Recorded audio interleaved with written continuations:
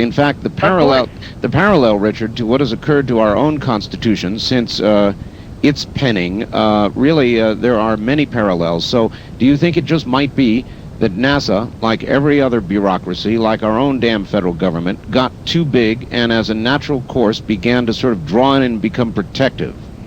Well, if you look at the sociology of this institution, and you understand that in the time frame when this recommendation was made by people of the level of competence and authority of Margaret Mead, who was a very well-known anthropologist of this period, the head of Harvard, the Sure. general counsel for the United Nations. I mean, the names of the people on this Blue Ribbon Commission read like a who's who of American science and industry of the time period, coming out of the very paranoid McCarthy period, where we were afraid of our own shadow and everybody else's shadow.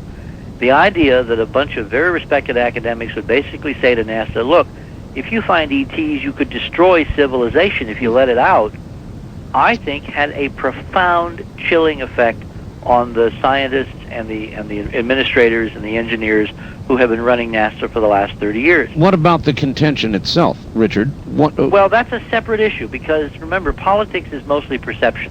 Yes. Politics is the art of dealing reality, spinning reality, not reality itself. So regardless of whether you now look back in hindsight and say, oh, they were crazy to have thought that, the fact that, and I want to in a moment get into a couple of other governments that are in the same position kind of sociologically that we were 30 years ago. Right. And that I've now dealt with. I've had representatives come and stay with us and talk to me about how they would respond to this kind of information, given that their treatment of academics is very different than ours is now.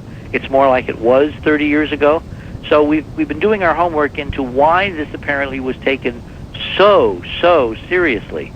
The upshot is that a lot of the people who created NASA, who commissioned this report from remember, Brookings is one of the world's most prestigious think tanks. All right, very short on time. You got to understand that these were well-meaning men, and they were men. They were not women, because we're dealing with the 50s and 60s. And when they got this recommendation, I think, Art, that they felt they were doing a valiant public service in deciding that if they ever found the evidence, they would quietly put it in a drawer.